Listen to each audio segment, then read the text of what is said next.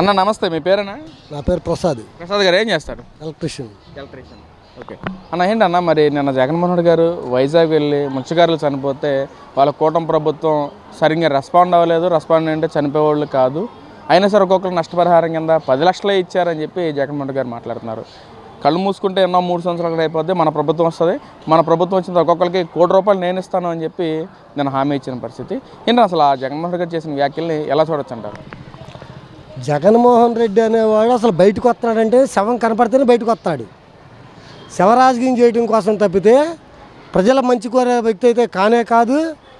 అయినా మేము తాడేపల్లి ప్యాలెస్లో ఉన్నా, లేకపోతే బెంగళూరు ప్యాలెస్లో ఉన్నా, అలవంకాలో ఉన్నా, ఎక్కడున్నా కూడా అరే శవం అంటేనే మేము పరిగెత్తుకు వస్తాం తప్పితే మిగతా ప్రజల బాగోగుల కోసం మేము రాము. అట్లాగే ఇవాళ కలబొల్లి మాటలు చెప్పి జనాన్ని మభ్య పెడతాం కోసం ప్రభుత్వం పట్టించుకోలేదు. ప్రభుత్వం సముద్రంలో వేటకెళ్ళిన వాళ్ళు అది పడవ బోల్తా పడో ప్రమాదవశాత్తు జరిగిన దానికి ప్రభుత్వం పట్టించుకునేది గాలింపు చర్యలు చేశారు. నడి సముద్రంలో దొరకలేదు, దానికి బదులుగా నష్టపరిహారం ప్రకటించారు 10 లక్షలు చొప్పున. కాదు అంటే వాళ్ళ డిమాండ్లు ఏంటో తీరుస్తామని చెప్పారు. ఇండి ఇంకంతమంది ఏం చేస్తారు?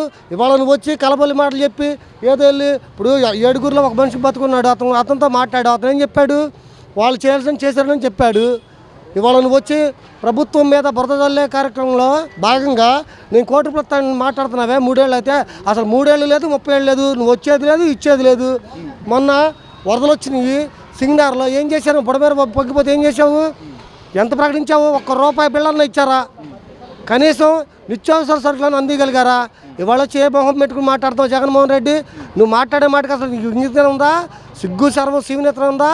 మీ పార్టీ యొక్క లక్ష్యం ఏంటంటే శవం దొరికితే చాలు, ఏదో కాటి కాపర్ కానీ శవం కానీ పడంగా లబ్బోళ్ళకి డబ్బులు వస్తాను వెళ్తాను ఆ టైంలో పరిగెత్తున్నావు తప్పితే నువ్వు ప్రజా సంక్షేమం కోసం కాదు, ప్రజల బాగోగుల కోసం అసలు వెళ్తలేదు నువ్వు. అంటే ఇందాక మీరు ఏదైతే అన్నారో సింగనగర్ వరద వచ్చినప్పుడు ₹1 ప్రకటించారు జగన్మోహన్ రెడ్డి, కానీ ఎంతవరకు అవ్వలేదని చెప్పి మాట్లాడారు. అదేవిధంగా గతంలో ఎల్జీ పాలిమర్స్ విషయంలో కూడా జగన్మోహన్ రెడ్డి గారు ₹1 ప్రకటించారు. మరి ఈ రెండింటిని అసలు ఎలా చూడొచ్చు? మరి ఈ రోజున మేము ప్రభుత్వం 3 సంవత్సరాలు మన ప్రభుత్వం వచ్చాక అందరికీ నేను ఇస్తాను అని చెప్పి మాట్లాడటం ఎలా చూడొచ్చు అంటారు? ఇప్పుడు ఎల్జీ పాలిమర్స్లో ఆ రోజు జరిగినప్పుడు ₹1 ఇస్తా అని చెప్పి నీ యొక్క యూనియన్ నాయకులని నీ పార్టీ యొక్క ముసుగేసుకుని, నీ పార్టీలో ఉండేవాళ్ళు కార్యకర్తలు ముసుగేసుకుని, నీ పార్టీ వాళ్ళకి 2-3 నీ పార్టీ వాళ్ళకి బాగుపడే విధంగా వాళ్ళకి డబ్బులు ఇచ్చి మిగతా వాళ్ళు ఎవరికి ఇచ్చే చెప్పు. మొన్న వచ్చి ప్రెస్ ముందుకు వచ్చి ప్రతి ఒక్కళ్ళు కూడా మీడియా ముందుకు వచ్చి సోషల్ మీడియా వాడికి వస్తే తిట్టారు. అయినా ఇంకా సిగ్గు లేకుండా మళ్ళీ వాళ్ళ మత్స్యకారుల దగ్గరికి వెళ్ళి నువ్వు నేను వస్తే 3 ఏళ్ళు అది చేస్తా ఇది చేస్తా ₹1 అసలు నీ మొగానికి ₹1 కదా, ముందు ₹1 చూడాలి. నువ్వు నిజంగా ప్రతిపక్ష నేతవి, మాజీ ముఖ్యమంత్రి, నువ్వు వెళ్ళినప్పుడు ప్రభుత్వం 10 లక్షలు ఇచ్చింది, నేను 20 లక్షలు ఇస్తానని చెప్పి మగవాళ్ళకి ఇచ్చి మాట్లాడు. 20 ఇవ్వాల్సిన 15 ఇవ్వు, లేదా 12 ఇవ్వు, ఇంకో 1 లక్షకి 11 లక్షలు ఇవ్వు. నీ గొప్పతనం చూపించుకో. నేను ఎప్పుడో వస్తాను ఏంటి, ఎప్పుడో వచ్చేదో పెడతా అంటే ఇవాళ చెప్పిన సమతికి ఉంది కదా, ఆ తల్లికి పోబెట్టంటే పిన్నికి పట్టుకుంటానంట, ఆ టైప్లో మాట్లాడుతున్నాడు తప్పితే ఇదంతా జనాలు మభ్య పెట్టడానికి, జనాలు మసిమసి మారేడుగా చేసి ఏదో రకంగా తప్పుడు ప్రచారం చేసి ఒక అబద్ధాన్ని 10 సార్లు చెప్పి కూటమి ప్రభుత్వం మీద బురదల్లి ఇప్పుడు బాబు గారు చేసే పాలన చూసి ప్రజల్లో ఇవాళ ఇండస్ట్రీలు వచ్చి పిల్లల భవిష్యత్తు కానీ, మరి వాళ్ళ కియా మోటార్స్ అన్నీ రావడం వల్ల ఎంతమంది ఉద్యోగాలు వచ్చినాయి, ఇవాళ ఇన్ఫిల్ కంపెనీలో కానీ, ర్యాకెట్ స్పేర్ సార్ట్స్లో కానీ ఇవాళ ఎంతమంది పిల్లలు ఉద్యోగాలు చేస్తున్నారు లైవ్లో చూస్తా కూడా. ఏదైతే ఈ ప్రభుత్వం ఇక మనం నెక్స్ట్ మనం రాము, మనం ఉనికిని కోల్పోతున్న భయంతోనే ఇటువంటి తప్పుడు ఆరోపణలు చేసి శాశ్వతంగా మనకి bye bye tata goodbye చెప్పేస్తారు ప్రజలక అని చెప్పి భయపడిపోయి వాళ్ళ శవరాజకీయాలు చేసేట తప్పితే ఈ మాటలో వేరే రకంగా కాదు, అసలు ప్రజల బాగు కోసం కాదు, ఎవడో నమ్మడం. మరి పక్కన ఏదైతే జగన్మోహన్ రెడ్డి గారు గతంలో రాజధాని విషయంలో మాట్లాడారు, రాజధాని ఎక్కడే ఉంటుంది, ఎక్కడికి వెళ్దని చెప్పి, చంద్రబాబు కూడా ఇల్లు లేదు, నాకు తాడేపల్లి ఇల్లు ఉందని చెప్పి మాట్లాడారు. తర్వాత అధికారంలోకి వచ్చిన తర్వాత 3 రాజధానుల కాన్సెప్ట్ తీసుకొచ్చారు. ఇప్పుడు కొత్తగా మావిగాని అంటున్నారు. మరి నేను వైజాగ్లో కూడా అన్నీ ఇక్కడే ఉన్నాయి, రాజధాని కూడా ఇక్కడే ఉంటుంది అన్నట్లుగానే మాట్లాడుతూ అసలు ఆ మాటలను ఎలా చూడొచ్చు అంటారు అన్నింటి మీద? ఇప్పుడు చెప్పేది శ్రీరంగ నీతులు దూర దొంబరి గుడిసెలని చిన్న మాట చెబుతాను.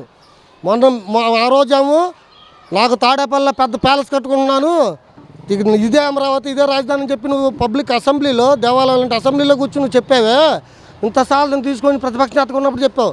తర్వాత ఎలక్షన్ ముందు ఇదే రాజధాని చెప్పి ప్రకటించావు, నీళ్ళు కట్టుకున్నాను అన్నావు, కళ్ళబొల్లి కబుర్లు చెప్పావు, అధికారంలోకి వచ్చావు, అది అయిపోయింది. ప్రజలు నీకు 2024లో బుద్ధి చెప్పారు, అది అయిపోయింది.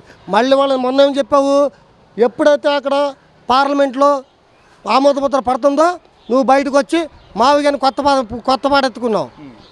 అసలు మావిగారు అనేది ఎక్కడుంది, దేనికి వచ్చింది? మచిలీపట్నం, విజయవాడ, గుంటూరు అంటున్నావే, ఉయ్యూరు దాకా కూడా ఈ గ్రేటర్ సిటీలో రాజధానిలో ఉంది. అక్కడున్న చిన్న బిట్టు పోర్టు కట్టే ఆ యొక్క మచిలీపట్నాన్ని కూడా అది ఎంత దూరం ఉంది రాజధానికి?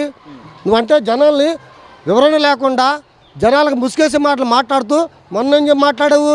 2029 ఎలక్షన్లో మావిగన్ వర్సెస్ అమరావతి అని మాట్లాడావు. మాట్లాడిన తెల్లారి పొద్దున్నే, మళ్ళీ మరుసటి రోజు పొద్దున్నే నువ్వు విజయవాడ వచ్చి విజయవాడ రాజధాని అన్నావు. మళ్ళీ నిన్న వైజాగ్ వెళ్ళి మత్స్యకారుల పరామర్శకు వెళ్ళి అక్కడికి వెళ్ళి అన్నీ ఇక్కడే ఉండి ఇదే రాజధాని అన్నావు. అసలు అది నోరా లేకపోతే తాటి మట్ట? ఏం మాట్లాడుతావు జగన్మోహన్ రెడ్డి నువ్వు? అంటే నీ మాట మీద నీకు నిలకలేదు.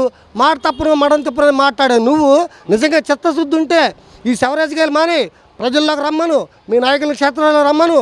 కూటమి ప్రభుత్వం ఏమేమి చేస్తుంది, మీకేమందుతున్నాయి, ఏమందట్లేదు, ప్రజలకు యోగక్షేమాలు కనుక్కోమను, మీకేం కావాలి అని చెప్పి ప్రతి నియోజకవర్గంలో కూడా నీ యొక్క ఇన్ఛార్జ్లు ఉన్నారు, వాళ్ళు పంపించి ఏం పనులు జరుగుతుంది, ఏం పనులు జరుగుతుంది వాటి మీద ఫైట్ చేయమను. అంతేగా శవాల మీద మరమరాలు ఏరుకుని కథల మాటలు మానేస్తే చాలా మంచిది. ఇప్పటికే జనాల్లో నీ యొక్క గ్రాఫ్ దిగజారిపోయింది.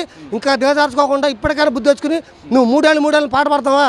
ఈ మూడేళ్ళలో నీ గ్రాఫ్ పెంచుకుని నీ యొక్క ఔన్నత్యాన్ని పెరిగే విధంగా ప్రవర్తిస్తే అది నీ రాజకీయ భవిష్యత్తు మంచిదంటే గ్యారెంటీ తొంగలవుతారు. మీరేమో గ్రాఫ్ పడిపోయింది జగన్మోహన్ రెడ్డి అని మీరు అంటా ఉంటే, ప్రజల్లో మళ్ళీ జగన్మోహన్ రెడ్డి గారి గ్రాఫ్ పెరిగింది, ప్రజలంతా మళ్ళీ జగన్మోహన్ రెడ్డి కోరుకుంటున్నారు, చేసిన డెవలప్మెంట్ బాగుంది, పథకాలు కూడా టైం టు టైం ఇచ్చారు జగన్మోహన్ రెడ్డి, మళ్ళీ మనం జగన్మోహన్ రెడ్డి గెలిపించుకుంటేనే మన రాష్ట్రం బాగుంటుంది అని చెప్పి ప్రజలు అనుకుంటున్నారు అని చెప్పి వైసీపీ నాయకులు కానీ జగన్మోహన్ రెడ్డి గారు మాట్లాడుతున్నారు. నిజంగా ప్రజలు అనుకుంటున్నారంటారా?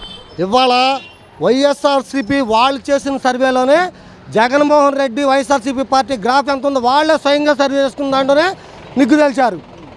ఏంటి అది తెలిసి కూడా ఇంకా మేము మాయ చేసి మసిపూసి మాయ చేసి మారేడుకాయ మాటలు చెప్పేసి ఏంటి జనాలు మభ్య పెడతామంటే జనాలు ఎవరు నమ్మే పరిస్థితి లేదు.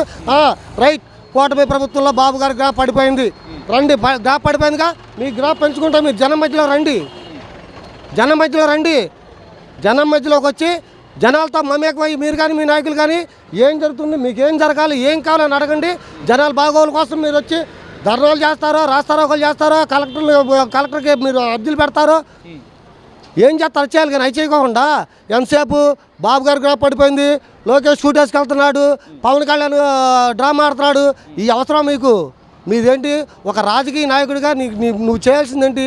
ప్రజల యొక్క యోగక్షేమాలు, ప్రజల యొక్క బాగోగులు, ప్రజలకు పథకాలు అందుతాయి లేదా, ప్రజలు ఏ రకంగా ఉండారని చెప్పేసి నీ క్షేత్రస్థాయిలో నాయకులు పంపించి నువ్వు చూసుకుని దానికి మనం ఏం చేయాలని ఆలోచించాలి. కానీ ఆలోచించి ప్రజలకు మేలు జరిగే విధంగా మాట్లాడాలని ఎక్కడికి వెళ్తే అక్కడికి వెళ్ళి ఎంతసేపు రాజకీయ కోణంలో చంద్రబాబు నాయుడు మీద బురద చల్దాం, లోకేష్ మీద బురద చల్దాం, పవన్ కళ్యాణ్ మీద బురద చల్దాం, ఎక్కడ శవం కనపడితే అక్కడికి వెళ్ళిపోయి వాళ్ళు చేయలేకపోయారు నేను చెత్త. ఎట్లా ఉందంటే మొన్న ఒక నెల్లూరు ఎప్పుడో ర్యాలీకి వెళ్ళినప్పుడు ఒక ఆడబిడ్డ తన కూతురికి పసిపిల్లకి క్యాన్సర్ అని చెప్తే ఏంటి నేను మన ప్రభుత్వం వచ్చిన చూస్తున్నాడు. అది నీ మానవత్వం? అసలు నీ మానవత్వం ఉందా? అటువంటి వాడు నువ్వు అమ్మకి అన్నం పెట్టాడు, పెన్నమ్మ పట్టిరగొండానే మాటలు చెప్తే ఎప్పుడో ఓటంటే కుదురుద్ది. అది ఏంటంటే ఉట్టికెక్కలేనమ్మంట స్వర్గానికి ఎక్కుతుందంట, ఈ టైపు మాటలు చెప్పి కళ్ళబల్లి కబుర్లు చెప్పి ఇంకా జనాన్ని మోసం చేయాలని చూసి నిన్ను ప్రజలు ఆల్రెడీ 2024లో తొక్కేశారు. ఈసారి పూర్తిగా ఈ యొక్క పార్టీని కనుమరుగు చేసి భూస్థాపన చేస్తాకైతే ప్రజలు సిద్ధంగా ఉన్నారు. నువ్వేమి కంగారు పడి ఒక అబద్ధాన్ని వంశాలు చెప్పినంత మాత్రం ప్రజలు నమ్మే పరిస్థితి లేరు.